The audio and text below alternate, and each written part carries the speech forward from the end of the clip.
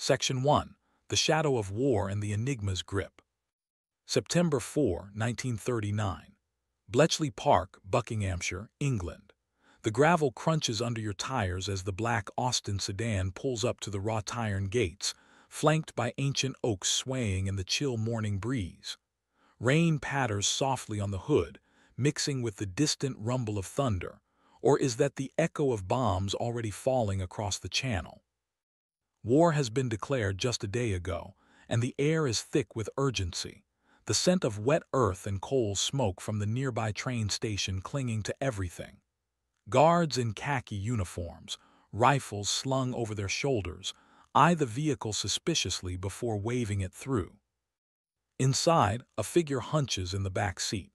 Alan Turing, a 27-year-old mathematician from Cambridge, his sharp eyes hidden behind wire-rimmed glasses, his mind already racing through permutations and possibilities that could mean the difference between victory and defeat.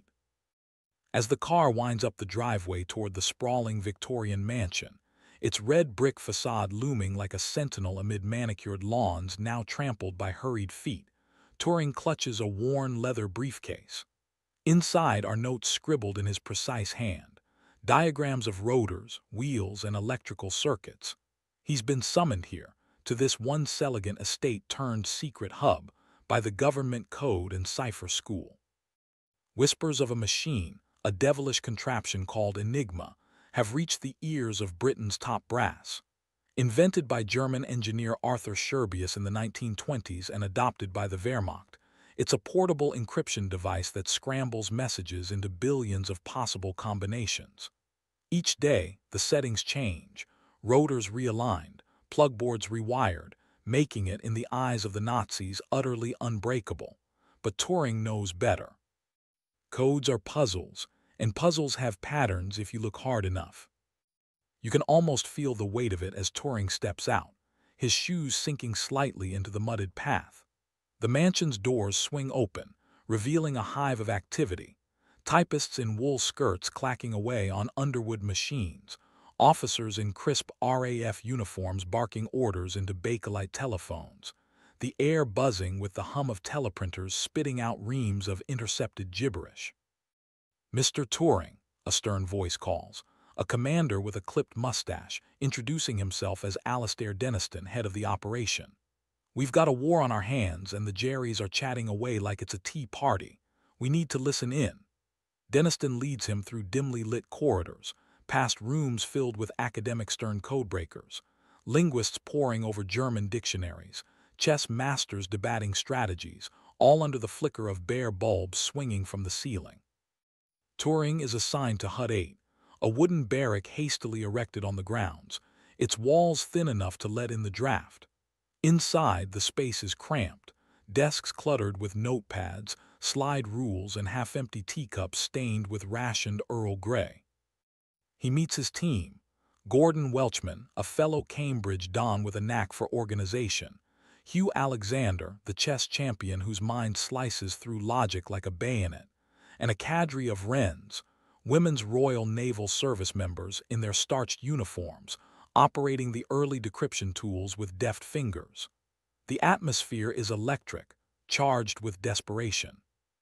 Reports flood in: German U-boats prowling the Atlantic, their wolf packs coordinated via Enigma encrypted signals, sinking Allied convoys laden with food, fuel, and munitions.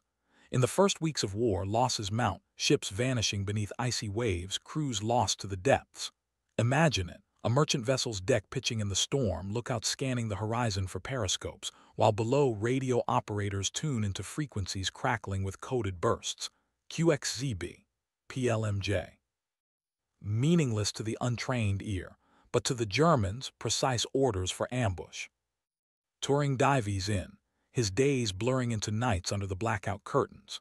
He studies the Enigma replicas smuggled from Poland. Brave cryptologists like Marian Rejewski, Jerzy Rozicki, and Henryk Zygalski had cracked early versions in the 1930s using a device called the Bomba, exploiting flaws in the machine's design. But the Nazis have upgraded it: more rotors from 3 to 5, and a plugboard that multiplies possibilities to 150 trillion. It's like finding a needle in a haystack the size of the universe, Welchman mutters one evening, as rain lashes the hut's tin roof. Turing paces, chalk in hand, sketching on a blackboard, the Enigma's inner workings, a typewriter keyboard feeding into rotating drums wired in labyrinthine patterns, each key press lighting a bulb on the lampboard to reveal the cipher letter. To decrypt, one must reverse engineer the daily settings, testing millions of configurations. But patterns emerge. German operators, creatures of habit, often start messages with Heil Hitler or weather reports, Wetterbericht, predictable cribs that Turing seizes upon. He envisions a machine, an electromechanical beast to automate the grind far beyond the Polish bomba. "We can't do this by hand," he insists, his voice steady amid the clatter. "We need something that thinks faster than we do." Sketches evolve, relays clicking like metronomes, drums spinning in sync with Enigma's rotors, searching for contradictions in the code, loops where an encrypted letter couldn't map back to itself, a fundamental flaw in the machine's reflexivity. Weeks turn to months. The pressure mounts as convoys dwindle, rationing bites harder in London, bread lines stretching under barrage balloons. In Hut 8, tempers fray, sleep is a luxury. Turing, ever the eccentric, cycles to work in a gas mask to ward off hay fever, his tie clipped to his shirt to avoid snags in machinery. Yet amid the chaos, bonds form. Shared cigarettes in the cold night air, debates over tea about probability theory. "If we crack this," Alexander says one dawn, as the first bomb prototype hums to life in a nearby workshop, "we turn the tide." The machine, named after the Polish original but vastly improved, stands tall, brass wheels whirring, electrical hum filling the room like a heartbeat. It's Turing's brainchild, exploiting cribs and menus, logical chains to test settings at blistering speed. By early 1940, the first successes trickle in. A decrypted message revealing U-boat positions, allowing the Royal Navy to reroute a convoy. Cheers erupt in the hut, muffled to preserve secrecy. But the war rages on France falls, Dunkirk's beaches swarm with stranded troops. Turing knows this is just the beginning. The Enigma evolves, naval versions adding complexity with extra rotors. The team expands, resources pour in under Churchill's directive. Action this day. You feel the stakes, don't you? One man's ingenuity against an empire's machine, the fate of nations hanging on a code's fragile thread. Section 2. The bomb takes shape amid the storm. March 18, 1940. Bletchley Park, Buckinghamshire, England. The air inside Hut 8 is thick with the smell of ozone and solder, a faint metallic tang mingling with the ever-present aroma of strong tea and damp wool. Outside, a bitter wind howls across the grounds, rattling the makeshift huts and sending a chill through the gaps in the wooden walls. You're standing in the cramped workshop adjacent to Hut 8, where the clatter of tools and the buzz of electrical relays create a symphony of controlled chaos. Alan Turing, his sleeves rolled up, leans over a hulking contraption of wires, brass drums, and steel frames. The first operational bomb, a machine that looks like a cross between a typewriter and a battleship's engine. His fingers, smudged with grease, adjust a rotor with surgical precision, while a young wren, Joan Clark, scribbles settings on a clipboard nearby. The tension is palpable. Every tick of the clock feels like a countdown to another sunken ship in the Atlantic. The bomb is a marvel, but it's not magic. You can almost hear its heartbeat, a rhythmic clack-clack as relays snap open and closed, mimicking the Enigma's encryption process at lightning speed. Turing's insight was to mechanize the impossible, testing thousands of rotor settings per minute to find the daily Enigma key, using logical shortcuts derived from German message patterns. The machine exploits cribs, known plaintext like in Die Gruppe, or weather reports that German operators in their haste or arrogance repeat predictably. Joan, a brilliant mathematician herself, feeds a punch tape into the bomb, its perforations encoding a menu of letter pairings from an intercepted message. The machine whirs, drums spinning like a mechanical ballet, searching for settings where contradictions vanish, narrowing possibilities from billions to a handful.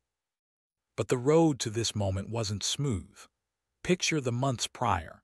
Turing and Gordon Welchman hunched over blueprints in the dim glow of a desk lamp, their breath visible in the unheated hut.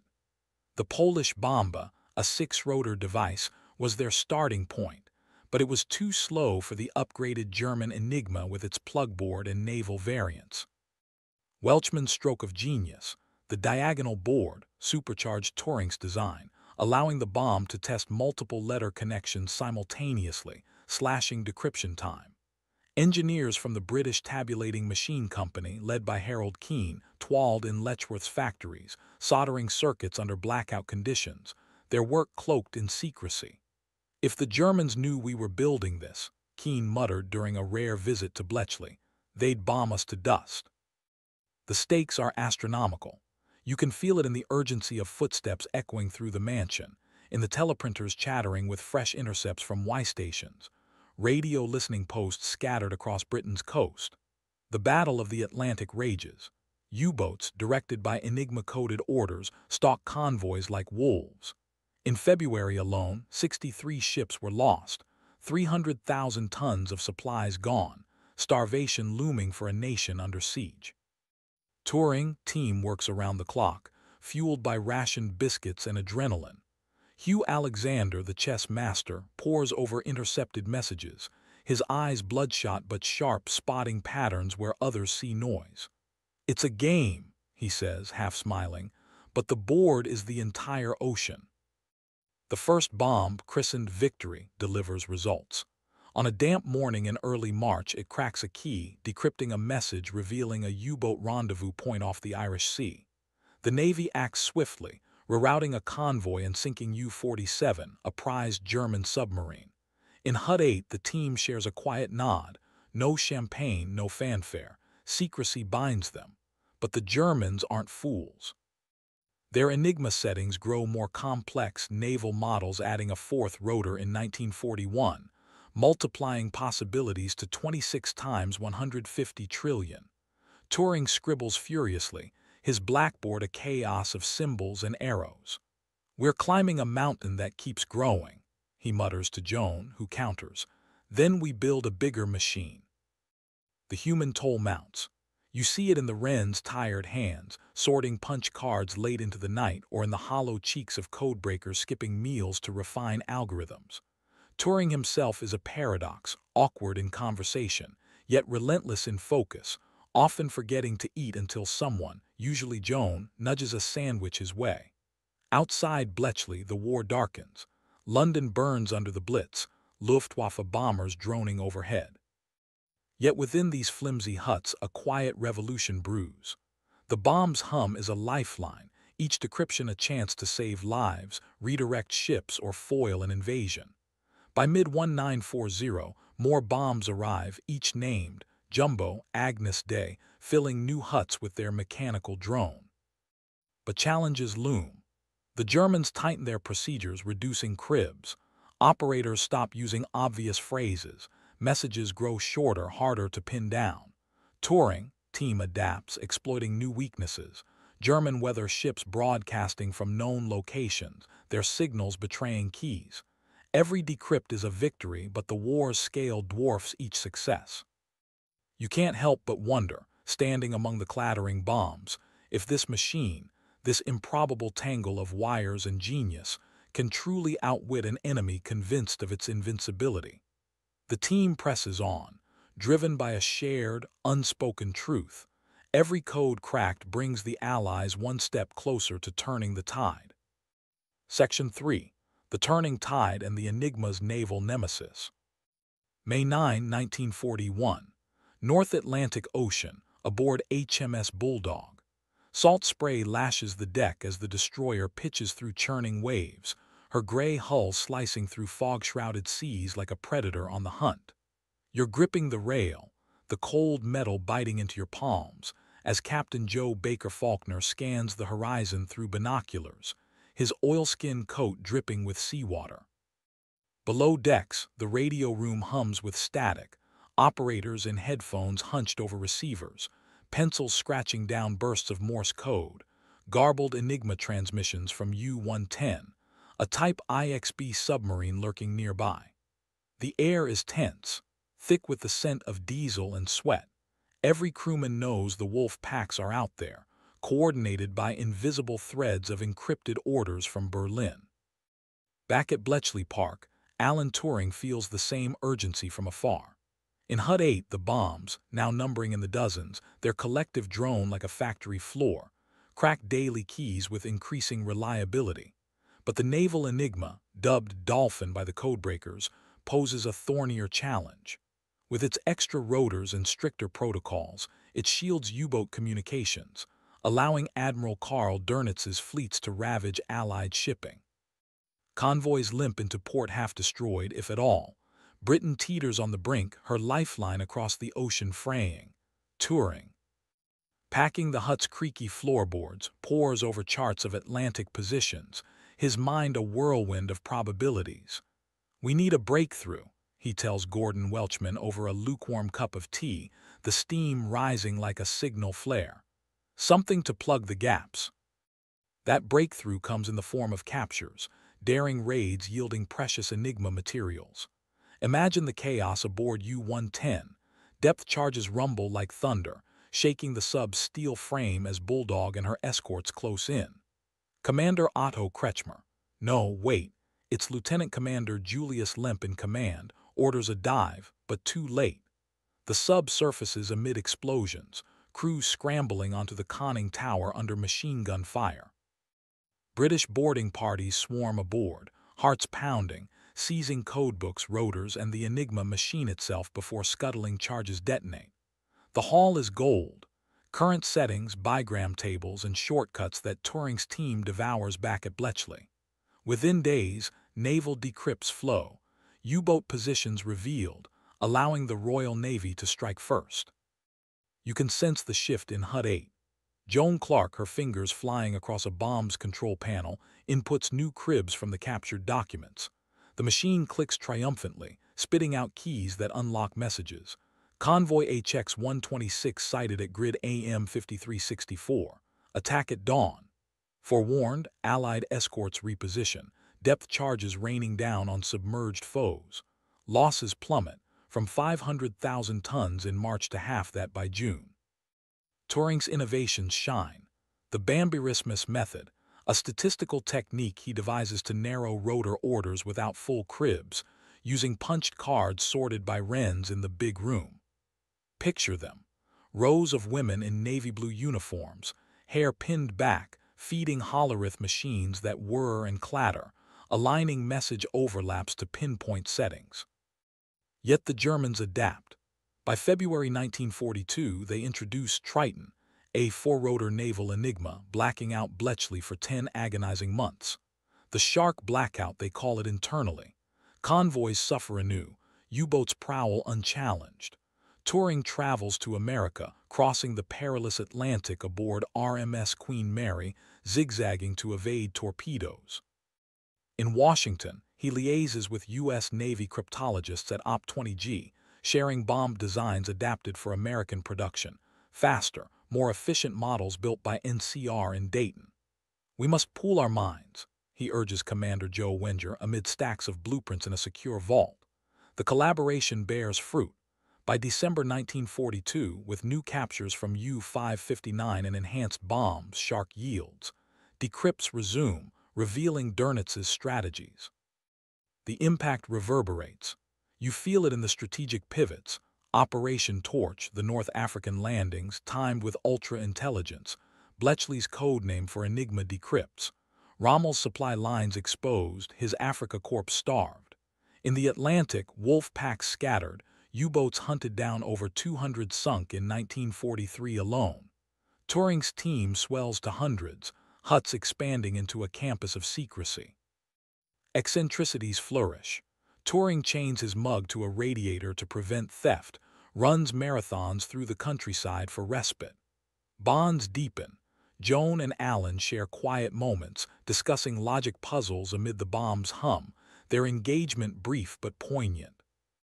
But secrecy weighs heavy. No one outside knows, even Churchill refers obliquely to our most secret source. Leaks could doom them. Germans might change Enigma entirely. Paranoia creeps in, double agent suspected, male censored. Turing pushes boundaries, envisioning universal machines beyond bombs, early computers to automate further. The war's grind shows, his nails bitten, eyes shadowed. Yet each decrypt saves lives, shortens the conflict. As D-Day looms, Ultra guides deceptions like Operation Fortitude, fooling Hitler on invasion sites. The Enigma's veil lifts, one code at a time, thanks to one engineer's impossible trick. Section 4. The veil lifts in the war's endgame. June 6, 1944. Normandy coast, France. Dawn breaks over the English Channel, a crimson streak piercing the haze as thousands of Allied ships churn toward the beaches. You're aboard HMS Ajax, a light cruiser pounding the shore with 6-inch guns, the deck shuddering with each salvo, acrid smoke stinging your eyes. Below in the operations room, maps sprawl across tables illuminated by hooded lamps, markers plotting German positions gleaned from ultra decrypts. General Dwight Eisenhower, back in Portsmouth, had pored over similar charts, his decision to launch amid stormy weather bolstered by Enigma revelations. Hitler's reserves held back, deceived by phantom armies in Kent.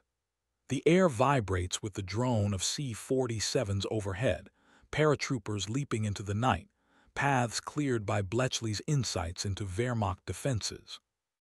Miles away at Bletchley Park, Alan Turing feels the ripple. In Hut 8, now a well-oiled machine amid rows of bombs, over 200 by now, their collective whir like a mechanical orchestra, he reviews the latest decrypts. The team, expanded to thousands, includes Americans operating their own four-rotor bombs, churning through naval and army traffic. Turing's innovations have evolved. High-speed attachments speeding processes, statistical methods refining guesses.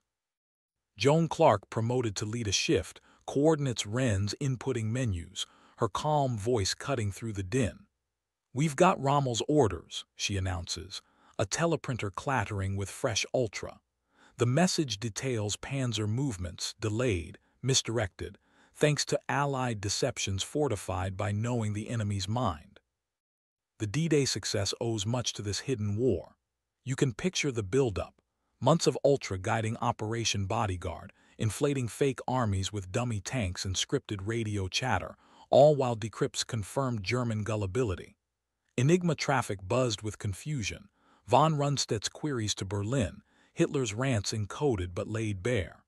Turing's team worked feverishly, sleep forsaken, as bombs tackled the Luftwaffe's Red Network and SS ciphers. Captures continued. U-505 seized intact by the U.S. Navy in June 1944. Its Enigma and codebooks rushed to Bletchley, plugging gaps in Atlantic coverage. The blackout periods, once terrifying, now rare. Adaptations like the Tunny machine for Lawrence ciphers, another Turing triumph with the Colossus computer, extend their reach. But victory's shadow brings new strains. In the Hut's paranoia peaks, MI5 sweeps for spies, Turing himself vetted amid his quirks. The moral weight presses, decrypts reveal horrors, concentration camp logistics, execution orders, yet intervention risks exposing the source. "We save more by staying silent," Welchman argues during a tense meeting, rain drumming on the roof. Turing nods, but his eyes betray doubt. Personally, he grapples. His homosexuality, criminalized, looms as a security risk in this cloak-and-dagger world. Friendships sustain him, chess games with Alexander. Theoretical debates with newcomers like Tommy Flowers, the post office engineer who built Colossus, the world's first programmable electronic computer, inspired by Turing's universal machine concepts. As the Allies advance, Enigma's value peaks. You sense it in the Battle of the Bulge, December 1944. Ultra warns of Hitler's Ardennes offensive, allowing countermeasures despite initial surprises. Decrypts detail fuel shortages, troop morale, von Manstein's pleas ignored. In the Pacific, though Enigma is European, shared techniques aid against Japanese codes. Back home, Bletchley hums 24/7, shifts rotating under blackout. Wren's in the bombed outstations, vast hangars in Eastcote and Gayhurst, operate the machines remotely, their clatter echoing through converted mansions. Touring cycles between sites, tweaking designs, his gas mask dangling from the handlebars. By early 1945, the end nears. Berlin's communications fracture, Enigma messages frantic, supply lines severed, divisions encircled. Ultra guides the Rhine crossings, the push to the Elbe. On April 30, Hitler's suicide, confirmed via decrypt signals collapse. VE Day May 8 brings muted celebration at Bletchley, bonfires lit, but secrets hold. Touring wanders the grounds, the mansion's lights flickering on for the first time in years. "We've done it," Joan whispers, a rare smile breaking through. But the work doesn't stop. Japanese codes persist until VJ Day in August. Post-war, the veil remains. Bombs dismantled, papers burned under Churchill's order. Let the geese that laid the golden eggs be set free, but burn the nests. Turing returns to academia, his contributions classified for decades. The public knows nothing. Germans, stunned in Nuremberg trials, learned their codes were broken. "Impossible," Admiral Dönitz mutters, unaware Turing's impossible trick, exploiting patterns, automating logic, shortened the war by years, saving millions. You reflect on it. One engineer's mind against a machine's might, tilting history's scales in silence. Section 5. Echoes of Silence in the Codebreaker's Shadow. September 7, 1954. Wilmslow, Cheshire, England. The afternoon sun filters through lace curtains into a modest sitting room, casting long shadows across cluttered bookshelves and a half-finished crossword on the table. You're standing in the doorway, the air heavy with the scent of polished wood and faint chemical residue from a home laboratory upstairs. Alan Turing, now 42, sits hunched over his desk, his one sharp features gaunt, eyes distant behind those familiar wire-rimmed glasses. A half-eaten apple rests nearby, its skin laced with cyanide, a quiet exit from a world that couldn't comprehend his genius or his humanity. The war's hero, architect of victory, reduced to this. Convicted in 1952 for gross indecency, under archaic laws, chemically castrated, his security clearance revoked. No parades, no medals, just silence, the same veil that shrouded Bletchley for decades. Rewind to the war's aftermath. As Europe rebuilds from rubble, Berlin divided, Nuremberg's gallows claiming war criminals, Bletchley's secrets burrow deeper. Turing slips back into academia, joining the University of Manchester in 1948, where he pioneers computing. Picture him in the Stark lab, surrounded by the Manchester Mark I, an early electronic computer humming with vacuum tubes and mercury delay lines. Inspired by his wartime bomb and Colossus, he drafts papers on morphogenesis, mathematical models of biological patterns, tiger stripes born from equations. The brain is a machine, he posits in Computing Machinery and Intelligence, introducing the Turing test, a benchmark for AI that echoes today's debates. Colleagues like Max Newman, a Bletchley veteran, collaborate, but the past haunts. Non-disclosure agreements bind them, Enigma's triumph unspoken. You can feel the irony as Turing cycles through Manchester's foggy streets, his mind racing ahead to universal computers, devices that compute anything computable, a concept from his 1936 paper on computable numbers. The bomb was its wartime incarnation, but now he envisions more, programs stored in memory, the foundation of modern computing. Yet personal turmoil mounts. His relationship with Arnold Murray leads to burglary, then exposure. The trial brands him a risk, barring him from GCHQ, the post-war successor to Bletchley. Hormonal treatments ravage his body, depression sets in. Friends notice the change, the eccentric runner, the puzzle solver, withdrawing into solitude. Meanwhile, the Enigma's legacy unfolds in shadows. In 1974, F.W. Winterbotham's book, The Ultra Secret, cracks the silence, revealing Bletchley's role to a stunned world. Germans, long puzzled by Allied luck, learn the truth. Their unbreakable code, compromised from 1940 onward. Dönitz, in Memoirs, admits astonishment. Historians estimate Ultra shortened the war by 2 years, saving 14 million lives. You imagine the ripple. D-Day's success, the Atlantic one, Hitler's strategies preempted, all traced to Turing's impossible trick. Exploiting reflexivity, no letter encrypts to itself, and patterns in communications, automated by the bomb's clicking relays. Over 210 bombs built, each with 36 Enigma equivalents, processing 15,000 letters per second. The human stories emerge too. Joan Clark, marrying a colleague, continues in cryptography before retiring. Gordon Welchman emigrates to America, teaching at MIT but stripped of clearance for his 1982 book, The Hut 6 Story, deemed a breach. Hugh Alexander returns to chess, becoming a grandmaster. The Wrens scatter, their contributions unsung until declassifications in the 2000s. Bletchley itself becomes a museum, huts preserved, bombs reconstructed, brass wheels spinning for tourists, a far cry from wartime urgency. Turing's vindication comes late. In 2009, Prime Minister Gordon Brown apologizes for his treatment. Queen Elizabeth pardons him posthumously in 2013. Statues rise. At Bletchley, Manchester, his likeness in bronze. Films like The Imitation Game dramatize his life, Benedict Cumberbatch capturing the awkward brilliance. Yet the deeper impact, computing's dawn. From Apple's Siri to xAI's Grok, Turing's ideas underpin it all. His test challenges, can machines think? Today's AI grapples with it, ethical quandaries echoing his own struggles. Reflect on the cost. You stand in that Wilmslow room, coroner's verdict, suicide sealing the tragedy. The apple, a nod to Snow White or just coincidence, becomes legend. Turing's impossible code trick didn't just fool Enigma, it reshaped history, birthing the digital age from war's crucible. Germany's machine, a fortress of rotors and wires, crumbled to patterns and persistence. One engineer's mind under pressure's forge proved the unbreakable could break, the impossible achievable. In the quiet after the storm, his legacy endures, a testament to intellect's quiet power over tyranny's roar.